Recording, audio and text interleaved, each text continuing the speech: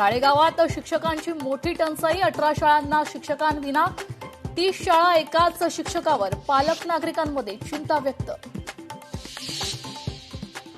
राज्यातील साखरेच्या दरात पुन्हा एकदा वाढ, घाऊक आणि किरकोळ बाजारात दरांचा उच्चांक. महादेव ॲप प्रवर्तकांनी जमवली 43,000 कोटींची माया, ईडीच्या तपासातून खळबळजनक खुलासा.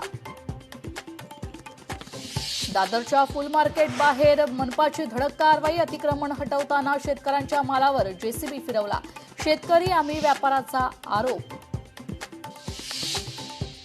सोयाबीनच्या बोगस बियाणांबाबत 85 गुन्हे दाखल, प्रशासन आणि कृषी विभागाकडून प्रकरणाची दखल.